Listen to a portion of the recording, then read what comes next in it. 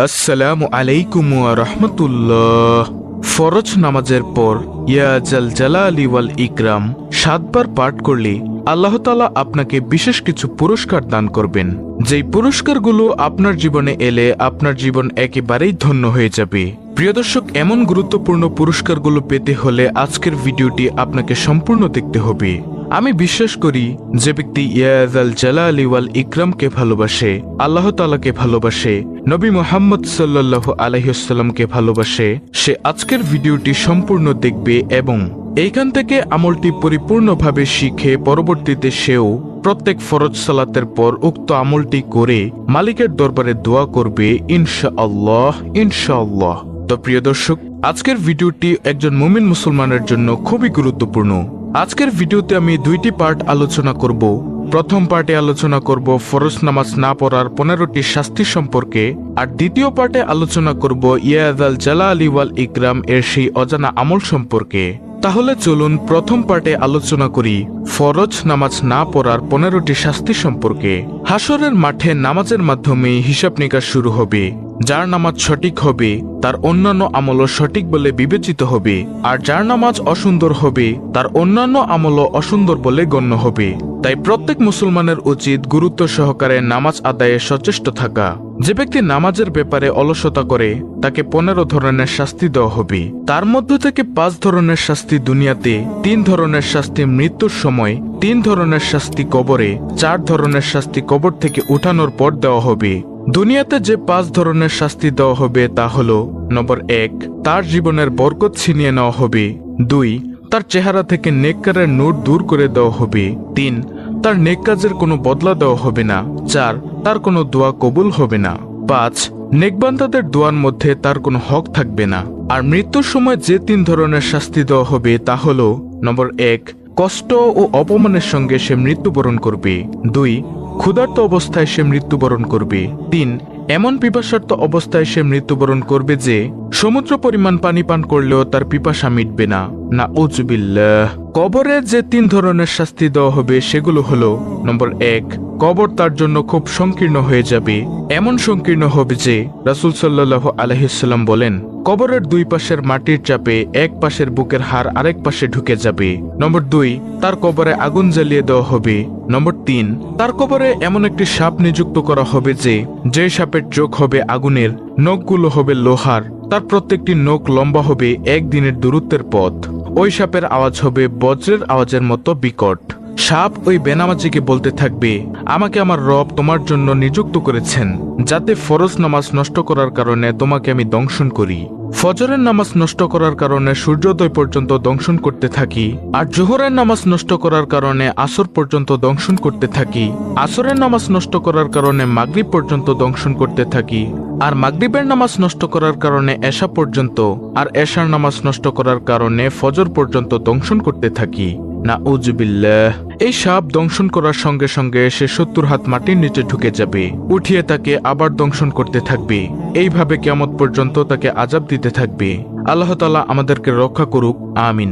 আর প্রিয় দর্শক, কবর থেকে উঠানোর পর বেনামাজিকে যে 4 ধরনের আযাব দেওয়া হবে সেগুলো হলো: নম্বর 1, তার হিসাব খুব কঠিনভাবে নেওয়া হবে। 2, আল্লাহ তাআলা তার উপর অসন্তুষ্ট হয়ে থাকবেন। 3, তাকে জাহান্নামে নেওয়া হবে। নম্বর 4, তার চেহারায় 3টি লাইন লেখা থাকবে। প্রথম নম্বর লাইন হলো, হে আল্লাহর হক নষ্টকারী। দ্বিতীয় নম্বর লাইন, হে আল্লাহর গোসাই পতিত ব্যক্তি।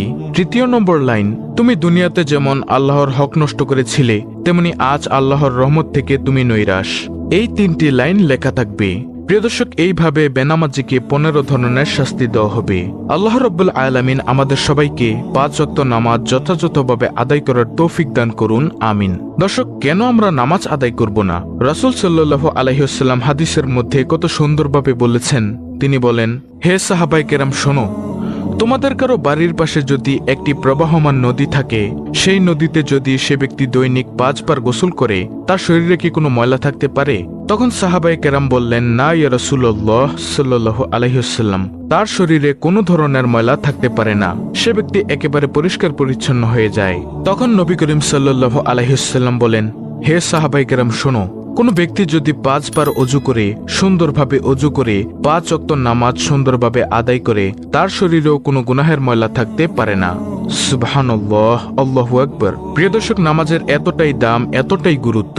আল্লাহ তাআলা আমাদেরকে 5 ওয়াক্ত নামাজ জামাতের সাথে এবং মহিলাদেরকে ঘরের মধ্যে সুন্দরভাবে আদায় করার তৌফিক দান করুন। আমিন সুম্মা আমিন। তো প্রিয় দর্শক, এখন বলবো সেই আমলের কথা যে আমলটি করলে আল্লাহ তাআলা আপনাকে বিশেষ বিশেষ কিছু পুরস্কার দান করবেন। সে আমলটি হলো ইয়া যাল জালালি ওয়াল ইকরাম এর আমল। এটি হলো একটি ইসমে আজম। ইসমে আজম আল্লাহ তাআলার গুণবাচক নাম দিয়ে তৈরি। প্রিয় দর্শক, এই ইসমে আজমের অনেক অনেক দাম। রাসূল সাল্লাল্লাহু আলাইহি ওয়াসাল্লাম একদিন একটি পথ দিয়ে যাচ্ছেন, এমতো সময় দেখলেন এক ব্যক্তি ইয়া যাল জালালি ওয়াল ইকরাম এর দ্বারা আল্লাহর দরবারে দোয়া করছেন। তখন নবী সাল্লাল্লাহু আলাইহি ওয়াসাল্লাম বলেন, তোমার আজকে যা মনে চায় তুমি তাই আল্লাহর দরবারে চেয়ে নাও, কারণ ইয়া জাল জালালি ওয়াল ইকরাম এর বরকতে আল্লাহ তাআলা তোমার দোয়া আজকে কবুল করে নেবেন। সুবহানাল্লাহ, আল্লাহু আকবার। আমাদের সমাজ থেকে আজকে এই ইয়া জাল জালালি ওয়াল ইকরাম এর জিকিরটি হারিয়ে গিয়েছে। অথচ কত দামি একটি আমল। আমরা যখনই মোনাজাত ধরব, মোনাজাতের মধ্যে ইয়া জাল জালালি ওয়াল ইকরাম এটা বলে আল্লাহর দরবারে কিছু চাইব। ইনশাআল্লাহ ইয়া জাল জালালি ওয়াল ইকরাম এর উসিলায় মহান রব্বুল আলামিন কিছু না কিছু অবশ্যই দান করবেন ইনশাআল্লাহ। তো প্রিয় দর্শক, আমলটি করার জন্য আপনাকে প্রত্যেক ফরজ সালাতের পর ইয়া জাল জালালি ওয়াল ইকরাম এর জিকির করতে হবে এবং ইয়া জাল জালালি ওয়াল ইকরাম এর জিকির করে মহান মালিকের দরবারে আপনি যা চাইবেন, এক কথায় আপনি যা চাইবেন তা যদি আপনার জন্য কল্যাণকর হয়ে থাকে অবশ্যই আল্লাহ তাআলা আপনাকে তা দান করবেন। কারণ রাসূল সাল্লাল্লাহু আলাইহি ওয়াসাল্লাম কিন্তু হাদিসের মধ্যে স্পষ্টভাবেই বলে দিয়েছেন যে ব্যক্তি ইয়া জাল জালালি ওয়াল ইকরাম বলে কোনো কিছু চায় তাকে আল্লাহ তাআলা খালি হাতে ফিরিয়ে দেন না। তাই প্রিয় দর্শক, আপনার ধন দৌলত লাগবে, রিজিকে বরকত লাগবে, ব্যবসায় বরকত লাগবে, আপনার মনের দুঃখগুলো আল্লাহ তাআলার দূর করাতে হবে, আপনার গুনাহের জন্য ক্ষমা চাইতে হবে, সকল কিছু মহান মালিকের দরবারে বলবেন। ইনশাআল্লাহ ইয়া যাল জালালি ওয়াল ইকরাম এর বরকতে আল্লাহ তাআলা অবশ্যই দোয়া কবুল করবেন। এছাড়া আপনাকে বিশেষ বিশেষ কিছু পুরস্কার দান করবেন। তা হলো, যেই বান্দা আল্লাহর হয়ে যায় আল্লাহ তাআলাও তার হয়ে যায়। যখন আপনি আল্লাহর পাগল হয়ে যাবেন আল্লাহ তাআলা আপনাকে গায়বী খাজানা থেকে রিজিকের ব্যবস্থা করবেন, আপনার অন্তরের মধ্যে প্রশান্তি দান করবেন, প্রশান্তিময় জীবন দান করবেন, পরিবারের মধ্যে সংসারের মধ্যে সুখ শান্তি দান করবেন ইনশাআল্লাহ, এবং সমস্ত আমল করার জন্য আপনাকে তৌফিক দান করবেন। আল্লাহ তাআলা বলেন, চেষ্টা করা বান্দার দায়িত্ব, পূরণ করার মালিক হলাম আমি আল্লাহ। অতএব প্রিয় দর্শক, আমাদের কাজ হচ্ছে চেষ্টা করা। আমরা সব সময় মহান মালিকের দরবারে বলবো, হে মালিক, তুমি আমাদের দ্বারা এমন কিছু আমল করাও যে আমলগুলো করলে তুমি খুশি এবং তোমার নবী মুহাম্মদ সাল্লাল্লাহু আলাইহি ওয়াসাল্লামও খুশি। অবশ্যই আল্লাহ তাআলা আপনাদের দ্বারা এবং আমার দ্বারা ভালো কিছু আমল করাবেন। প্রিয় দর্শক, এই ইয়া জাল জালালি ওয়াল ইকরাম হচ্ছে অত্যন্ত সুন্দর একটি আমল, যেটা রাসূল সাল্লাল্লাহু আলাইহি ওয়াসাল্লামও করতেন। আল্লাহ রাব্বুল আলামিন আমাদের সকলকে এই আমলটি করার তৌফিক দান করুন। আমিন।